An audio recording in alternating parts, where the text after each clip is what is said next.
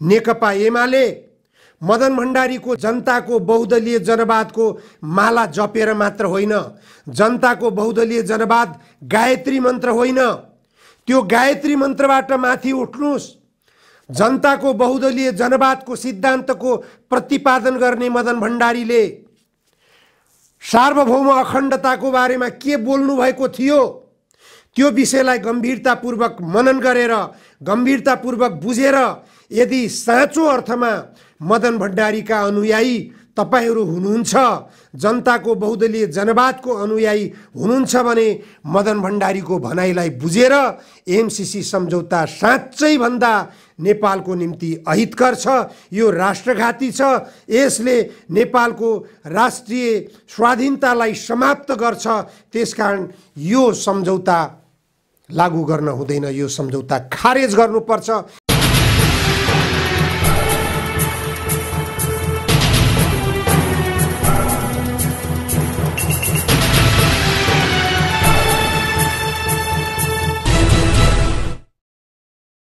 नमस्कार, जनधारणा खबरमा यहाँहरूलाई स्वागत छ। आजको जनचासोको 169औं श्रृङ्खलामा म उपस्थित भएको छु। देशको सङ्कट गहिरिँदैछ, अदालतहरू सबै बन्द हुने अवस्थामा पुगेका छन्। बार एसोसिएसनका पदाधिकारीहरू देशव्यापी रूपमा हडताल गर्ने मनस्थितिमा पुगेका छन्। सर्वोच्च अदालतका न्यायाधीशहरू प्रधान न्यायाधीशको राजीनामा माग गर्दै उनीहरू आन्दोलित भइरहेका छन्। बैंकहरूमा वित्तीय सङ्कटको चेतावनी गभर्नरबाट आइरहेको छ। सरकारले अदालतहरूमा हस्तक्षेप नगर्ने भनेर अदालतहरूलाई स्वतन्त्रपूर्वक उनीहरूलाई काम गर्न छुट दिने भनेर भनिरहेको छ। राजनीतिक दलका नेताहरूले अदालतमा न्यायाधीश नियुक्ति गर्ने बेलामा भागबण्डा खोजे जस्तै प्रधान न्यायाधीश लगायत राजनीतिक दलका नेताहरूसँग पहुँच भएका न्यायाधीशहरूले पनि आफ्नो भागबण्डा मन्त्रीमा अथवा विभिन्न संवैधानिक निकायहरूमा नियुक्ति गर्ने क्रममा खोज्नु स्वाभाविक मान्न सकिन्छ। यो अहिलेको संसदीय पद्धतिको एउटा चरित्र हो। यसै कारण पनि यो व्यवस्था कामयाब छैन। जनताको पक्षमा यो व्यवस्थाले काम गर्न सक्दैन।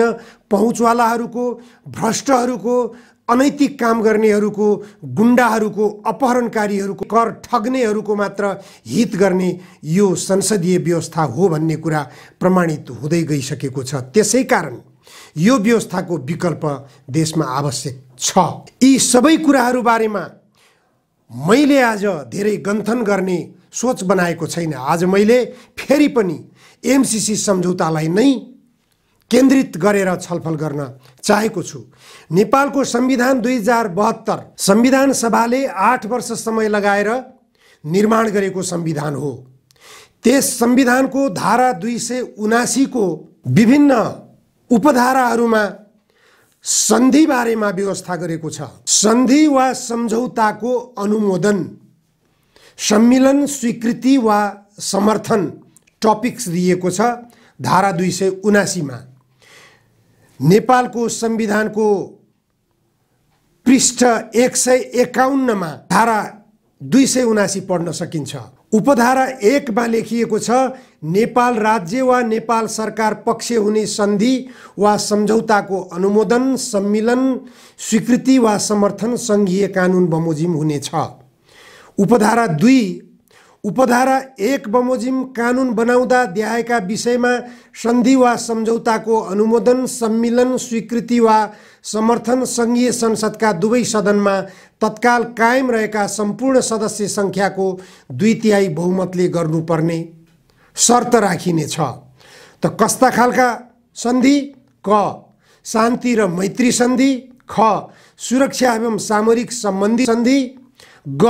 नेपाल राज्यको सिमाना र घ. प्राकृतिक स्रोत तथा त्यसको उपयोगको बाँडफाँड सम्बन्धी सन्धि। अब यसमा तर भनेर सहज बाटो खोलिएको छ सन्धि गर्नको लागि।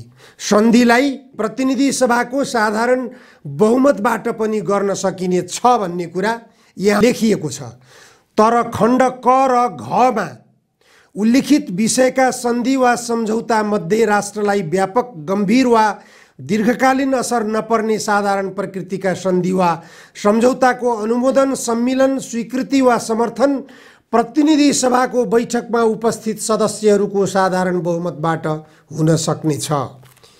यही धाराको उपधारामा टेकेर नेपाल सरकारले अमेरिकासँग एमसीसी सम्झौता गरेको कुरा स्पष्ट हुन्छ र त्यो एमसीसी सम्झौतालाई संसदबाट सामान्य बहुमतबाट पारित गर्ने गरी नेपालमा सन्धि ऐन बनाइयो। यही धारामा टेकेर सन्धि ऐनमा के लेखियो त भनेपछि प्रतिनिधि सभाको साधारण बहुमतबाट पारित गरिएपछि त्यस्तो सन्धि वा सम्झौता नेपालको कानुनभन्दा माथि हुन सक्नेछ अथवा उक्त सम्झौता सन्धिमा उल्लेखित शर्तहरू नेपालको कानुनभन्दा माथि हुनेछन्।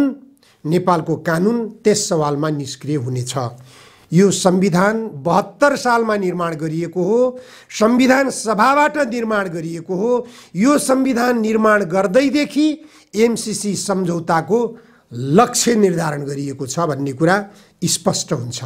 यो संविधानको धारा 279 का उपधाराहरूले स्पष्ट गर्दछन् कि नेपालका संसदवादी राजनीतिक दलका नेताहरूले यो संविधान बनाउँदाखेरि नै एमसीसी सम्झौता गर्ने र नेपाललाई अमेरिकाको उपनिवेश बनाउने, नेपालमा अमेरिकाको सैन्य अखडा ल्याउने र नेपालबाट चीनका विरुद्ध युद्ध गर्ने, यो सबै सायद संकेत पाएरै चीनका राष्ट्रपति सी जिनपिङ भारत भ्रमणबाट स्वदेश फर्कने क्रममा नेपाली धरतीमा टेकेर उहाँले बोल्नुभएको थियो, चीनका विरुद्धमा कसैले यदि षड्यन्त्र गर्छ भने त्यसको हड्डी धुलो बनाएर छोडिनेछ भनेर चेतावनी दिनुभएको थियो। अहिले त्यो सबै छताछुल्ल भइरहेको छ। राजनीतिक दलका नेताहरूले के षड्यन्त्र गरिरहेका हुन्, के षड्यन्त्र गर्न गइरहेका छन्, देशलाई कहाँ पुर्याउँदैछन् भन्ने कुरा स्पष्ट हुँदै गइरहेको छ। तर यो संविधान निर्माण गर्दैदेखिको यो चलखेल रहेछ भन्ने कुरा संविधानको धारा 279 को उपधारा 2 अन्तर्गतको खण्डमा लेखिएको यो प्रावधानले स्पष्ट गर्दछ। उपधारा 3 मा लेखिएको छ, यो संविधान प्रारम्भ भएपछि हुने कुनै सन्धि वा सम्झौता यस धारा बमोजिम अनुमोदन, सम्मिलन, स्वीकृति वा समर्थन नभएसम्म नेपाल सरकार वा नेपालको हकमा लागू हुने छैन। लागू हुने छैन भनेर संविधानमा लेखिएको छ। तर यही संविधानको धारा अन्तर्गत टेकेर बनाइएको सन्धि ऐन अन्तर्गत एमसीसी सम्झौतामा दस्तखत गरिएको छ। संसदबाट अनुमोदन नहुँदै यसलाई कार्यान्वयनमा किन लगियो? यो कार्यान्वयनमा लैजाने अधिकार नेपाल सरकारलाई कसरी प्राप्त भयो? एमसीए नेपाल किन गठन गरियो? एमसीए नेपाल गठन गरिनु नै एमसीसी सम्झौतालाई कार्यान्वयनमा लैजानु हो। यो एमसीसी सम्झौतालाई कार्यान्वयनमा लैजानु नै असंवैधानिक काम भइरहेको छ। यो काम असंवैधानिक काम भयो भनेर सर्वोच्च अदालतमा रिट दर्ता गर्न जाँदा रिटलाई दर्पित गरेर पन्छाइयो। किन दर्पित गरियो? यो सर्वोच्च अदालतका माननीय न्यायाधीशहरूले प्रश्न उठाउनु पर्ने विषय हो कि होइन? किन दर्पित गरियो भनेर वरिष्ठ अधिवक्ता डाक्टर सुरेन्द्र भण्डारीले रिट निवेदन गरिसकेका छन्। उनको रिटको सुनवाई गर्न सर्वोच्च अदालतका न्यायाधीशहरूले विलम्ब गरेर एउटा मात्र प्रधान न्यायाधीशको राजीनामालाई एजेन्डा बनाएर यो राष्ट्रिय महत्त्वको विषय, नेपाल राष्ट्रलाई अमेरिकाको उपनिवेश बनाउन खोजिएको विषय, नेपालको कानुन र संविधानलाई निष्क्रिय बनाउन खोजिएको विषय, नेपालको जल सम्पदालाई भारतको कब्जामा पुर्याउन खोजिएको विषय, नेपालको खनिज पदार्थ सबै अमेरिकाको कब्जामा पुर्याउन खोजिएको यो विषय गम्भीर हो कि प्रधान न्यायाधीश चोलेन्द्र शमशेर जबराको राजीनामाको विषय गम्भीर हो? कुन विषयलाई गम्भीरताको जामा पहिर्याउने, कुन विषयलाई गम्भीर रूपले महत्त्व दिएर त्यसमा सुनवाई गर्ने न्यायाधीशहरूको जिम्मेवारी के हो? राष्ट्र सङ्कटमा परिरहेको छ। यो बेला राष्ट्रलाई बचाउनतर्फ न्यायाधीशहरूले ध्यान पुर्याउने होइन र नेपाल बार एसोसिएसनका पदाधिकारीहरूले यो गम्भीर विषयमा ध्यान पुर्याउनु पर्ने होइन र? धारा 279 को उपधारा 4 मा लेखिएको छ, उपधारा 1 र 2 मा जुनसुकै कुरा लेखिएको भए तापनि नेपालको भौगोलिक अखण्डतामा प्रतिकूल असर पर्ने गरी कुनै सन्धि वा सम्झौता गरिने छैन। यो एमसीसी सम्झौताले नेपालको भौगोलिक अखण्डतामा, राष्ट्रिय अखण्डतामा, सार्वभौम सत्तामा असर पुर्यायो कि पुर्याएन, प्रतिकूल असर पुर्याउँछ कि पुर्याउँदैन, यो विषयमा सर्वोच्च अदालतका न्यायाधीशहरूले गम्भीरतापूर्वक छलफल गर्ने विषय होइन। यो राष्ट्रिय सरोकारको विषयलाई पन्छाएर न्यायाधीशहरू प्रधान न्यायाधीशको राजीनामाको मागमा मात्र किन लम्पसार परिरहेका छन्? त्यसै कारण सर्वोच्च अदालतका सबै न्यायाधीशहरूलाई आरोप लगाउन सकिन्छ एमसीसी सम्झौताबाट यी न्यायाधीशहरू प्रभावित भइरहेका छन्। एमसीसी सम्झौताले यी सबै न्यायाधीशहरूलाई, सर्वोच्च अदालतका न्यायाधीशहरू र बार एसोसिएसनका सबै पदाधिकारीहरूलाई यो एमसीसी सम्झौताले बाँधेको छ। त्यसकारण यो एमसीसी सम्झौताको विषयमा बार एसोसिएसनका पदाधिकारीहरू पनि बोल्न चाहँदैनन् र सर्वोच्च अदालतका माननीय न्यायाधीशहरूले पनि यो जटिल मुद्दा सर्वोच्च अदालतमा प्रवेश गरिसक्दा पनि यो विषयमा सुनवाई गरिरहेका छैनन्। के प्रधान न्यायाधीश पनि यो विषयमा सुनवाई नगर्ने पक्षमा देखिएका हुन् भने माननीय न्यायाधीशहरूले यो विषयको खुलासा गर्नुपर्छ। यो विषयको खुलासा गर्दा साथ यदि सत्य हो प्रधान न्यायाधीशले नै यो एमसीसी सम्झौताको रिटलाई दरपिट गराएका हुन् भने उनका विरुद्ध देशव्यापी रूपमा आन्दोलन जाग्न सक्छ, आन्दोलनको वातावरण बन्न सक्छ। माननीय न्यायाधीशहरूले यो गम्भीरतातर्फ ध्यान दिन जरुरी छ। कस्तो विषयलाई सार्वभौम अखण्डतासँग जोडिएको विषय भन्ने, यो विषयमा जननेता मदन भण्डारीले स्पष्ट रूपमा बोल्नुभएको थियो संसदमा। जुन बेला तत्कालीन प्रधानमन्त्री गिरिजा प्रसाद कोइराला भारत भ्रमणमा पुगेका बेला टनकपुर सन्धि गरेर आउनुभएको थियो। सन्धि र सम्झौताको विवाद चल्यो। यो टनकपुर सम्झौताले नेपालको राष्ट्रिय अखण्डतालाई, नेपालको सार्वभौम अखण्डतालाई प्रतिकूल असर पुर्यायो कि पुर्याएन भन्ने बारेमा निकै राम्रो तरिकाले व्याख्या गरेर मदन भण्डारीले संसदमा आफ्नो मन्तव्य राख्नुभएको थियो। सुनौं मदन भण्डारीको यो मन्तव्य। सभामुख महोदय, हामीलाई सम्झना छ, हामीलाई थाहा छ, नेपालको संविधान 2047 को 126 को उपधारा 4 मा नेपालको प्रादेशिक अखण्डतामाथि असर पार्ने खालको कुनै पनि काम सिंगै संसदले एकमतले पनि गर्न सक्दैन, सर्वसम्मत भएर पनि गर्न सक्दैन। तर जब हामी टनकपुर परियोजना सम्बन्धी सम्झौताको बारेमा छलफल गर्छौं, जब हामी त्यस बारेमा मूल्याङ्कन गरिरहेका हुन्छौं, त्यसबेला स्वाभाविक रूपले यो प्रश्न पनि उठ्न सक्छ कि वास्तवमा 2048 साल मङ्सिर 19 देखि 25 सम्म प्रधानमन्त्री गिरिजा प्रसाद कोइरालाज्यूले भारत भ्रमण गर्नुहुँदा गर्नुभएको जुन सम्झौता हो, टनकपुर सम्झौता हो, त्यो टनकपुर सम्झौताको मस्यौदामा उल्लेख भएका जे विषयवस्तुहरू छन् त्यसलाई हेर्दा के वास्तवमा त्यसले हाम्रो प्रादेशिक अखण्डतालाई उल्लङ्घन गरेको छ भन्ने तर्क उपस्थित गर्न सकिन्न। अहिले भर्खरै मन्त्रीज्यूले त्यसका केही उल्लेखित पक्षहरूलाई यहाँ प्रस्तुत गर्नुभयो र नेपालले टनकपुर परियोजना सम्बन्धी बाँध निर्माण गर्नको निम्ति नेपालको भूमि उपलब्ध गरायो। भूमि उपलब्ध गराउने अधिकार, भूमि त्यस ढङ्गले दिने अधिकार संविधानले बहुमत प्राप्त भएको सरकारलाई या बहुमत प्राप्त दललाई दिएको छ कि छैन? सभामुख महोदय, हामी संविधानको प्रावधानलाई हेरेर, सम्बन्धित ऐन कानुनहरूलाई हेरेर र अरू कुनै नियमावलीहरूलाई हेरेर पनि हामी भन्न सक्छौं मुलुकको कुनै पनि त्यस्तो व्यक्ति वा निकाय छैन जसले यो मुलुकको 2.9 हेक्टर मात्रै होइन 1 इन्ची जमिन मात्रै पनि कुनै अर्को वैदेशिक राष्ट्रलाई दिन पाउँदैन र त्यो ढङ्गले दिने कुनै प्रावधान छैन। सभामुख महोदय, तर टनकपुर परियोजना सम्बन्धी सम्झौतामा त्यो कुरा गरिएको छ।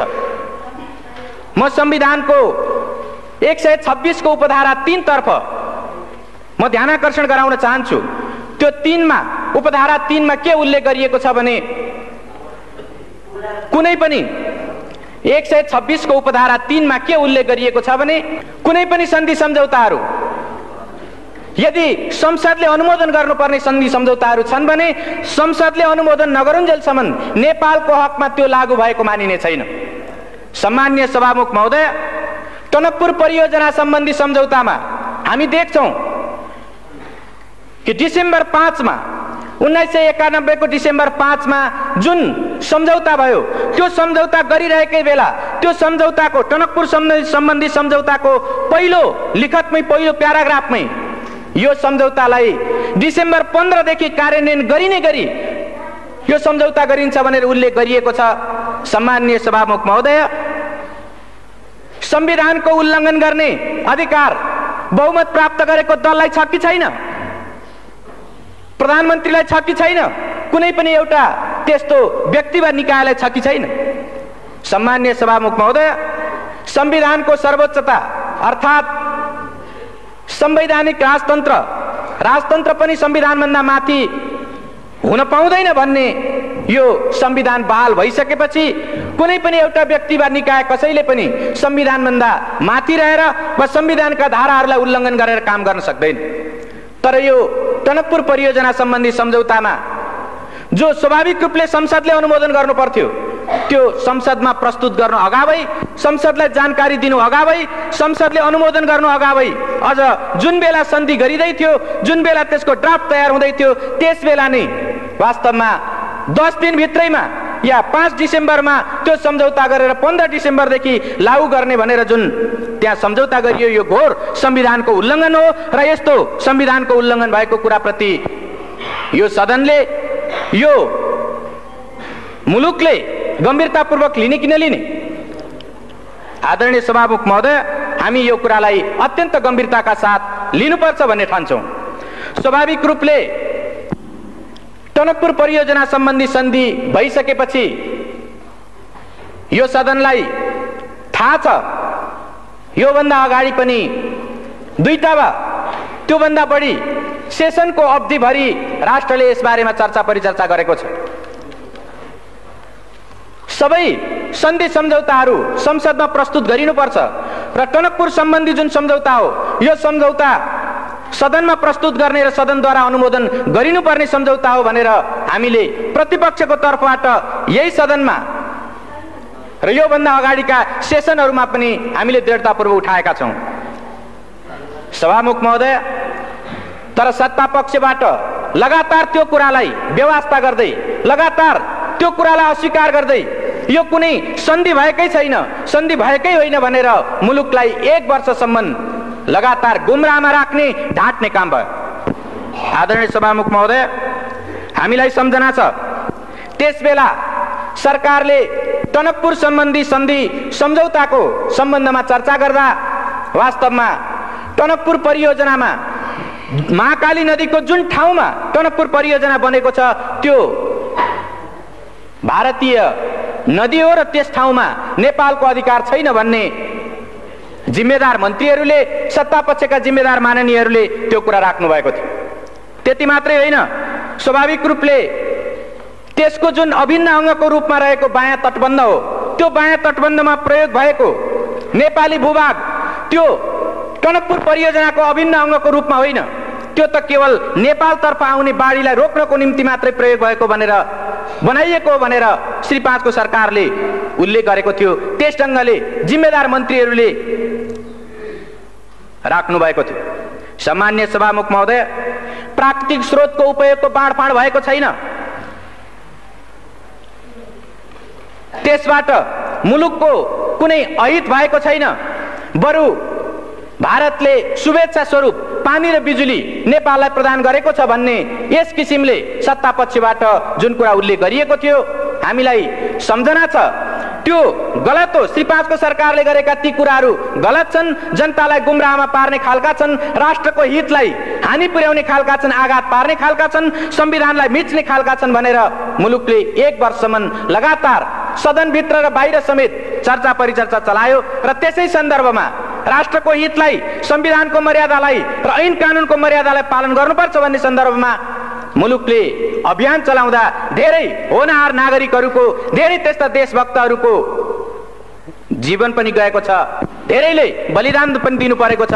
चाहे त्यो 48 साल चैत्र 24 गतेको घटनाको कुरा होस्, चाहे त्यो कावासोतीको भारतीय प्रधानमन्त्री नेपालमा आइरहेको बेला एउटा ज्ञापन पत्र दिनको निम्ति स्वयं टनकपुरको छेउबाट आएको जुन एउटा ज्ञापन पत्र दिने दल थियो, त्यो दलमाथि नवलपरासीको कावासोती भन्ने ठाउँमा जुन गोलीकाण्ड भयो, यस खालका घटनाहरूबाट मुलुकले धेरै आहत हुनु परेको छ। मुलुकमा यो टनकपुर परियोजना सम्बन्धी सवालमा, यसको प्रकृति निर्धारण गर्ने सवालमा सरकारले जनता र राष्ट्रलाई गुमराह गर्न खोजेको कुराको विरुद्ध देशभक्तहरूले आवाज उठाउँदाखेरि धेरै रगत बगाउनु परेको छ। हामी ती कुराहरूलाई बिर्सन सक्दैनौँ। स्वाभाविक रूपले टनकपुर परियोजना सम्बन्धी सम्झौता भएको 11 महिनापछि जब भारतका प्रधानमन्त्री नेपालको भ्रमणमा आउनुभयो, त्यसबेला केही स्पष्टीकरणहरू थपिए। म यहाँ यो सम्झना गर्नु वाञ्छनीय ठान्छु। त्यो के हो भने, जब भारतका प्रधानमन्त्री यहाँ आउनुभयो र नेपालको प्रधानमन्त्रीसँग जब वार्ता भयो, त्यसको विज्ञप्तिमा उल्लेख गरिएको छ कि त्यो टनकपुर बाँध परियोजनामा प्रयोग भएको जुन नेपाली भूमि छ, त्यो नेपाली भूमिको सार्वभौमिकता नेपालकै रहिरहनेछ, अर्थात् नेपालकै त्यो हुनेछ भन्ने कुरा स्पष्टीकरण थपियो। म यसबाट के प्रश्न उठाउन चाहन्छु भने, यदि त्यो 91 को डिसेम्बर 5 को जुन सम्झौताको जुन ड्राफ्ट हो, यदि त्यसबेला नै त्यो कुरा मानिएको भए, त्यो कुरा भएको भए पछि किन स्पष्टीकरण थप्नु पर्थ्यो? अनि जब नेपालको कुनै भूभागको बारेमा अर्को कुनै राष्ट्रको एउटा जिम्मेदार व्यक्तिले आएर यसको सार्वभौमिकता तपाईकै हातमा छ भनेर नभन्दिउन्जेलसम्म सरकारले बोल्न नसक्ने वा त्यस्तो भन्न नसक्ने, मान्न नसक्ने यो जुन स्थिति देखा पर्यो, के यो एउटा बहुत दुःखदायी, बहुत एउटा हानिकारक खालको कुरा होइन र? मैले यसबाट के प्रश्नतर्फ ध्यानाकर्षण गर्न खोजेको हुँ भने, जसरी माननीय मन्त्रीहरू या सत्तापक्षका माननीयहरू 2.9 हेक्टर जमिन र त्यो जलमग्न हुने क्षेत्रको जुन नेपाली भूभाग थियो, त्यो जमिनको बारेमा हामीले प्रश्न उठाउँदा, प्रतिपक्षको तर्फबाट प्रश्न उठाउँदा त्यसको सार्वभौमिकता नेपालमै रहेको कुराको ग्यारेन्टी सन्धिमा गरिएको छ भनेर उहाँहरूले देखाउन सक्नु भएको थिएन र उहाँले त्यो ढङ्गले हाम्रा सवालहरूको जवाब दिन सक्नु भएको थिएन। यसबाट यो जाहेर हुन्छ कि मैले सुरुमा नि जुन 126 को उपधारा 4 को जुन प्रश्न मैले यहाँ संविधानको 126 उपधारा 4 को जुन प्रश्न मैले उठाएँ, वास्तवमा त्यसबेला संविधानको भावना विपरीत नेपालको प्रादेशिक अखण्डतामा आँच आउन सक्ने गरी जमिन उपलब्ध गराइएको थियो र त्यो ढङ्गको गल्तीलाई पछि भारतीय प्रधानमन्त्री नेपालमा आएको बेलामा त्यसलाई सच्याउने प्रयत्न गरियो। त्यो स्पष्टीकरणको त्यति मात्रै अर्थ हो र यसबाट यो प्रश्न उठाउन सकिन्छ कि यो सरकारले प्रादेशिक अखण्डतामा आँच आउने खालको, त्यस ढङ्गको प्रश्न उठ्न सक्ने खालको काम गरेर एउटा राष्ट्रघात गरेको थियो। सामान्य सभामुख महोदय, हामीलाई सम्झना छ, मङ्सिर 30 गते, विगत मङ्सिर 30 गते सर्वोच्च अदालतले जब फैसला सुनायो, त्यसबेला हामी त्यो फैसलामा देख्न सक्छौँ श्री 5 को सरकारले जतिसुकै पारदर्शी ढङ्गले काम गरिरहेको छु भने पनि, श्री 5 को सरकारले जनताको सुसूचित हुने हकलाई संरक्षण गरेको छु भनेर भनेको भए पनि टनकपुर बाँध सम्बन्धी यो सम्झौताको सन्दर्भमा उसले सांसदहरूलाई संसदभित्र र बाहिर जनतालाई जानकारीमा दिएका कुराहरू शिर न पुच्छरका कुराहरू थिए, शिर पुच्छर बिनाका कुराहरू थिए भनेर उसले फैसलामा उल्लेख गरेको छ। मैले यो यस कारणले उल्लेख गरिरहेको छु कि वास्तवमा सर्वोच्च अदालतले स्वयं प्रधानमन्त्रीज्यूलाई, जलस्रोत राज्य मन्त्रीज्यूलाई र अरू सरकारवाला व्यक्तित्वहरूलाई जब उसले बुझ्न चाह्यो, उहाँहरूले लिखित रूपमा जाहेर गर्नुभएका, अदालतलाई लिखित रूपमा उहाँहरूले दिनुभएका बयानबाट यो जाहेर हुन्छ कि उहाँहरूले त्यसबेला पनि प्राकृतिक स्रोतको उपयोगको बाँडफाँड भएको छैन, जनताको सुसूचित हुने अधिकारको हनन गरिएको छैन। यो बायाँ तटबन्ध भनेको त्यो टनकपुर परियोजनाको अभिन्न अङ्ग होइन र महाकाली नदीको जुन ठाउँमा टनकपुर बाँध परियोजना बनेको छ, त्यो परियोजना भित्र नेपालको नदी अधिकार अर्थात् नेपालको त्यहाँ पानी सम्बन्धी अधिकार त्यस्तो छैन भनेर जुन उहाँहरूले उल्लेख गर्नुभएको थियो, त्यो कुराको खिलाफमा सर्वोच्च अदालतले श्री 5 को सरकारले सुसूचित नगरेको, शिर र पुच्छरको कुरा जानकारी दिएर तर उसले वास्तविक जानकारी नदिएको र प्राकृतिक स्रोतको उपयोगको बाँडफाँड भएकै हो भन्ने कुरा र देब्रे तटबन्ध टनकपुर परियोजनाको देब्रे तटबन्धमा प्रयोग भएको नेपाली जुन भूभाग छ र त्यो भूभागमा बनेको जुन बाँध छ त्यो बाँध टनकपुर परियोजनाको अभिन्न अङ्ग हो भन्ने कुरा उसले फैसला गरेको छ। र यसबाट के प्रश्न उपस्थित हुन्छ भने श्री 5 को सरकार आफूले गरेका कामहरू जबसम्म अर्को कुनै निर्णायक महत्त्वपूर्ण सर्वोच्च निकायले जबसम्म फैसला गर्दैन तबसम्म ऊ आफ्ना गल्तीहरूलाई कुनै पनि हालतमा आत्मसमीक्षा गरेर वा अर्को कुनै प्रतिपक्ष वा देशका बुद्धिजीवीहरू वा आम जनताले उल्लेख गरे पनि ऊ कुनै शून्य टेर्ने र त्यसलाई समीक्षा गर्नेवाला छैन। तर जब सर्वोच्च अदालतले यो फैसला गर्यो त्यो फैसला गरे पछाडि पनि हामी यो सम्झना गर्न सक्छौं कि धेरै केही माननीय मन्त्रीज्यूहरूले त्यसपछि पनि उल्लेख गर्दा वास्तवमा त्यो त समझदारी नै भएको भनेर सन्धि भएको होइन भन्ने किसिमले फेरि पनि उहाँहरूले उल्लेख गर्नुभयो।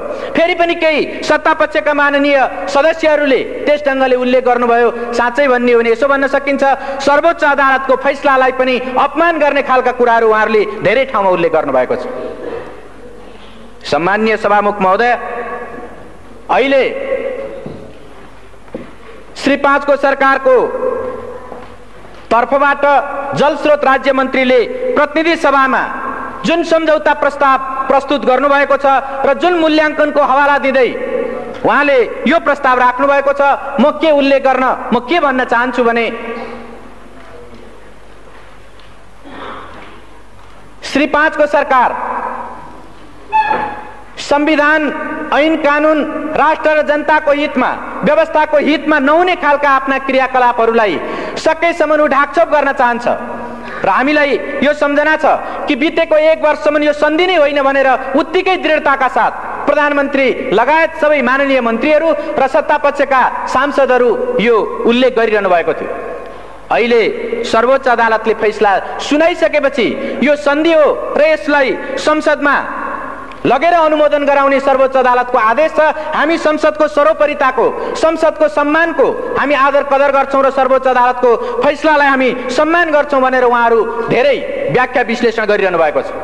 तर के सम्झना गर्न सकिन्छ भने जुन बेला प्रतिपक्षको तर्फबाट यस्ता सन्धि सम्झौताहरूलाई सदनमा प्रस्तुत गर्नुपर्छ भनेर माग राखिएको थियो त्यस बेला उहाँहरूले त्यसलाई ठाडै अस्वीकार गर्दै आउनुभयो र अहिले पनि जबकि यो टनकपुर परियोजना सम्बन्धी सम्झौता दीर्घकालीन प्रकृतिको छ, त्यो व्यापक प्रकृतिको छ, त्यो महत्त्वपूर्ण छ र त्यसले स्वाभाविक रूपले दीर्घकालीन व्यापक व महत्त्वपूर्ण त्यसले प्रभाव पार्छ, त्यस्तो असर पार्छ। यस्तो सन्धिलाई साधारण प्रकृतिको भनेर त्यस्तो मूल्याङ्कन गर्दै उहाँहरू प्रतिनिधि सभामा साधारण बहुमतले पास गर्न सकिने रूपमा प्रस्तुत गर्दै हुनुहुन्छ। यसले वास्तवमा श्री 5 को सरकार संसदको सम्मान संविधानको सम्मान गरिरहेको छैन भन्ने कुरा स्पष्ट रूपमा जाहेर गरेको छ। आदरणीय सभामुख महोदय,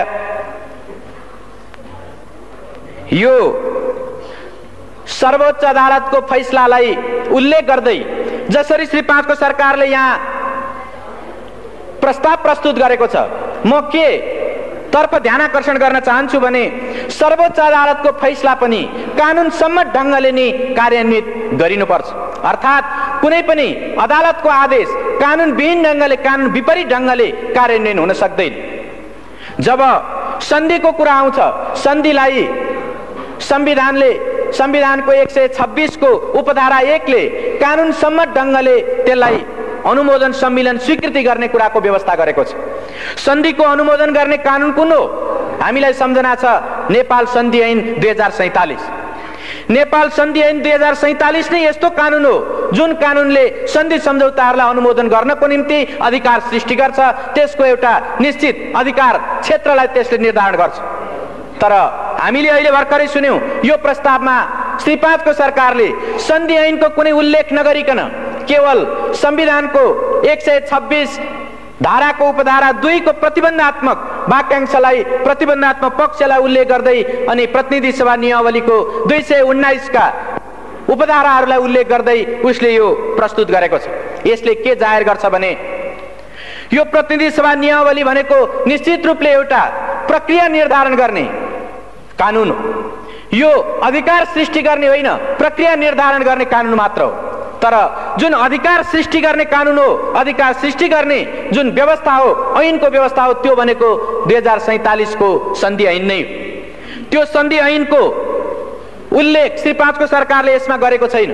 त्यसको कारण के हो भने सन्धि ऐनमा स्वाभाविक रूपले संविधानको धारा 126 को उपधारा 2 का जे जति पनि सन्धि सम्झौताहरू छन् त्यस्तो सन्धि सम्झौताहरूलाई संयुक्त सदनको 2/3बाट अनुमोदन गर्नुपर्छ भन्ने त्यसले सुस्पष्ट व्यवस्था गरेको छ। तर संविधानको यो भावना र ऐन कानुनको यो पक्षलाई सर्वथा विस्मृतिमा राखेर, त्यसलाई बिर्सेर या त्यसलाई उल्लङ्घन गरेर त्यसलाई आदर गर्न नचाहेर श्री 5 को सरकारले केवल सर्वोच्च अदालतको फैसलामा रहेको यो पक्षलाई कि श्री 5 को सरकारले मूल्याङ्कन गरेर प्रतिनिधि सभा वा संयुक्त सभामा लैजाओस् भन्ने त्यो पक्षलाई मात्रै उल्लेख गरेर उसले प्रतिनिधि सभा नियमावलीका केही धाराहरूलाई टेक्दै यस सभामा यो सदन समक्ष प्रस्तुत गरेको छ। स्वाभाविक रूपले मैले अघि नै भने सर्वोच्च अदालतका फैसलाहरू पनि कानुनसम्म ढङ्गले मात्रै कार्यान्वित हुन सक्छन् र स्वाभाविक रूपले कानुनभित्र पनि प्रक्रिया निर्धारण गर्ने कानुन होइन, अधिकार सृष्टि गर्ने कानुन अन्तर्गत नै त्यसको कार्यान्वयन हुनुपर्छ। त्यसो भएको हुनाले सरकारको यो सन्धि प्रस्तावमा जुन कानुनलाई टेकेर, जुन धारा उपधाराहरूलाई टेकेर यो प्रस्तुत गरिएको छ त्यो स्वाभाविक रूपमा कानुन विपरीत छ। सरोकारवाला विषयमा त्यो कानुन सम्मत छैन। सम्मान्य सभामुख महोदय, त यो परिस्थितिमा हामी के भन्न सक्छौं भने श्री 5 को सरकारले एक खालको पूर्वधारणा बनाएर त्यस अनुरूप मूल्याङ्कन गर्ने कुरा या त्यस अनुरूप आफ्ना धारणाहरू निश्चित गर्ने र त्यस ढङ्गले कार्यान्वयन गर्ने कुरा उल्लेख गर्दै आएको छ।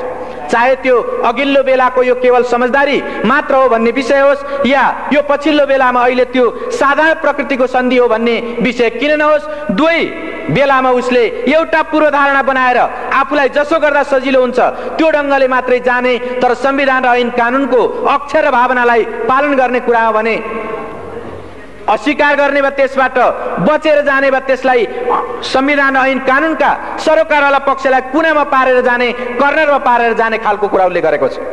त्यसो भएको हुनाले जसरी अहिले श्री 5 को सरकारको यो मूल्याङ्कनभित्र साधारण प्रकृतिको भनेर यसमा प्रस्तावमा उल्लेख गरिएको छ र यो सदनमा प्रस्तुत गरिएको छ, हामीलाई यो सम्झना छ या हामी यो बारेमा वाकिफ छौं, जानकार हुन सक्छौं कि संविधानको 126 को उपधारा 2 भनेको स्वाभाविक रूपले जुन निश्चित सन्धि सम्झौताहरूलाई संयुक्त सदनको 2/3ले समर्थन गर्नुपर्छ, 2/3ले अनुमोदन गर्नुपर्छ भनेर उल्लेख गरेको छ।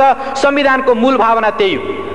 त्यसो भएको हुनाले त्यसभित्र जुन प्रतिबन्धात्मक पक्ष छ, प्रतिबन्धात्मक अंश छ, त्यसको निम्ति यो साधारण प्रकृतिको, यो अल्पकालीन हो, यो दूरगामी प्रभाव पार्ने होइन, यो त्यस्तो महत्त्वपूर्ण होइन भन्ने त्यसको विशेष स्थिति सरकारले पुष्टि गर्न सक्नुपर्छ। सरकारले त्यस्ता प्रमाणहरू प्रस्तुत गर्न सक्नुपर्छ। तर हामी सिङ्गो त्यो मूल्याङ्कन प्रस्तावलाई अध्ययन गर्दा सरकारले त्यो खालका कुनै तथ्यहरू प्रस्तुत गरेको हामी पाउँदैनौँ, उसले प्रस्तुत गर्न सकेको छैन। प्रश्न उठ्न सक्छ, यो टनकपुर सन्धि, टनकपुर जलविद्युत परियोजना सम्बन्धी जुन सन्धि सम्झौता हो यो अल्पकालीन हो कि दीर्घकालीन हो? निश्चित रूपले यो एउटा सापेक्ष कुरा हो। सर्वोच्च अदालतले पनि भनेको छ यो एउटा सापेक्ष कुरा हो। तर सापेक्षताकै अर्थमा लिँदा पनि यसको व्याख्या कसरी गर्ने, अल्पकालीनता र दीर्घकालीनताको व्याख्या कसरी गर्ने? म के प्रश्न उठाउन चाहन्छु भने एउटा संसद 5 वर्षको हुन्छ, सामान्यतया विशेष स्थिति आएन भने त्यो 5 वर्षको हुन्छ। यदि 6 वर्षको निम्ति कुनै सन्धि हुन्छ भने त्यो अल्पकालीन हो कि दीर्घकालीन हो? एउटा संसदबाट अर्को संसदमा ट्रान्सफर हुने त्यस खालको सन्धि हुन्छ भने, 5 वर्षभन्दा बढ्ताको सन्धि हुन्छ भने त्यसलाई दीर्घकालीन भन्न सकिन्छ कि सकिँदैन? सभामुख महोदय, नेपालीहरूको आयु, औसत आयु 52 वर्ष छ। 52 वर्षसम्म, 50-52 वर्षसम्म कायम हुने सन्धि हो भने त्यो अल्पकालीन हो कि दीर्घकालीन हो? सभामुख महोदय, त्यति मात्रै होइन, टनकपुर परियोजना सम्बन्धी जब त्यो सन्धिको मजमुनलाई हामी हेर्छौं कि त्यो ठाउँमा नेपालले जुन भूमि उपलब्ध गराएको छ या अन्य विभिन्न कुराहरूको जुन कन्ट्रिब्युसन गरेको छ त्यो कन्ट्रिब्युसनको कुरालाई लिएर हेर्ने हो भनेदेखि त्यसमा यो सन्धिको कुनै अवधि, कुनै त्यस्तो भोगाधिकारको कुराहरू, जमिनको उपभोग गर्ने अवधिको कुराहरू कुनै उल्लेख गरिएको छैन। जब यो उल्लेख गरिएको छैन भने स्वाभाविक रूपले अनुमान गर्न सकिन्छ जबसम्म त्यो टनकपुर बाँध रहन्छ, जबसम्म त्यो परियोजनाका प्राविधिक पक्षहरू निकम्मा हुँदैनन्, तबसम्म त्यो सन्धि कायम रहनेछ। यदि त्यस्तो हो भने हामी अरू धेरै, चाहे त्यो कोशीको होस् वा गण्डकीको होस् या महाकालीमा भएको शारदा नदीको कुरा होस्, शारदा ब्यारेजको कुरा होस्, त्यो ठाउँमा ती कुरालाई, त्यो प्रविधिको कुरालाई हेर्दै यो आधुनिक प्रविधिद्वारा निर्मित भएको टनकपुर बाँध परियोजना 100 वर्षभन्दा माथि टिक्न सक्छ भनेर भन्न सक्छौँ। 100 वर्षभन्दा माथि टिक्छ भने सभामुख महोदय यसलाई दीर्घकालीन भन्ने कि अल्पकालीन भन्ने? अर्कोतिर स्वाभाविक रूपले यो व्यापक होइन भन्ने त्यस ढङ्गको निष्कर्ष मूल्याङ्कन प्रस्तावमा प्रस्तुत गरिएको छ। तर त्यो मूल्याङ्कन प्रस्तावकै एउटा हिस्सामा के उल्लेख गरिएको छ भने यसको मूल्याङ्कन गर्दा भारत भ्रमणमा प्रधानमन्त्रीले गएर गर्नुभएका अरू तमाम सन्धि सम्झौता र परियोजनाहरूको बारेमा पनि ख्याल गर्नुपर्छ भनेर उल्लेख गरिएको छ। जब एउटा सन्धिको एउटा विषयको बारेमा मूल्याङ्कन गरिरहेको बेला तमाम सन्धि सम्झौता, त्यस बेला गरिएका तमाम सन्धि सम्झौताहरूको परिप्रेक्ष्यलाई ख्याल गर्नुपर्छ भनेर भनिन्छ भने के यो दुई देश बीचको सम्बन्धलाई ख्याल गरिनुपर्छ भन्ने होइन र?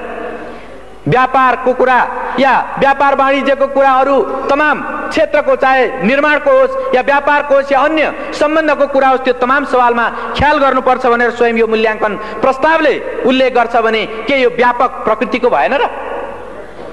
सभामुख महोदय, स्वाभाविक रूपले यसलाई जसरी श्री 5 को सरकारले व्यापक होइन भन्दै, दीर्घकालीन होइन भन्दै, दूरगामी प्रभाव पार्ने छैन भन्दै जसरी प्रस्तुत गरेको छ, त्यो एउटा पूर्वाग्रह र एउटा पूर्वधारणामा, एउटा पूर्वाग्रहमा त्यो आधारित छ र स्वाभाविक रूपले त्यो गलत छ। संविधान र ऐन कानुनको भावना विपरीत छ र त्यसै भएको हुनाले हामी यसलाई प्रतिनिधि सभामा छलफल गर्ने विषय होइन, प्रतिनिधि सभामा प्रस्तुत गर्नु मात्रै पनि वास्तवमा संविधानको भावनालाई उल्लङ्घन गर्नु हो भन्ने हामी ठान्छौँ। सभामुख महोदय, यसको अर्को पक्ष पनि छ। अर्को पक्ष के छ भने नेपालमा सामान्यतया भन्दै आइएको छ, हर कसैले भनिरहेको छ कि नेपालको सम्पत्ति भनेको जलस्रोत हो र यो जलविद्युत सम्बन्धी नेपालको जुन स्रोत हो वा जुन शक्ति हो त्यो 83,000 मेगावाट विद्युत क्षमताको छ। यो 83,000 मेगावाट विद्युत क्षमता भएको जलस्रोतको परिचालन गर्नको निम्ति कस्तो मेकानिजम, कस्तो खालको मेथड, कस्तो खालको तौर तरिका र कस्तो नीति अवलम्बन गर्ने हो भन्ने कुरा पनि यसबाट स्वाभाविक रूपले उपस्थित हुन्छ र यो टनकपुर सम्बन्धी जुन सन्धि भएको छ, यो सन्धिले स्वाभाविक रूपले भविष्यको निम्ति एउटा प्रेसिडेन्स, भविष्यको निम्ति एउटा नजिर पनि स्थापित गर्छ।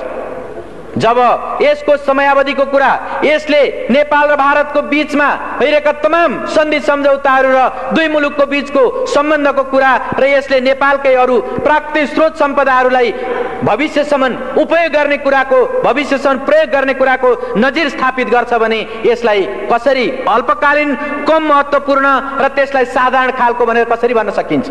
त्यसो भएको हुनाले श्री 5 को सरकारले प्रस्तुत गरेको यो मूल्याङ्कन निश्चित रूपमा त्यो संविधान र ऐन कानुन विपरीत छ, राष्ट्रको हितलाई हानि पुर्याउने खालको छ र संविधानलाई उल्लङ्घन गर्ने खालको छ। त्यसो भएको हुनाले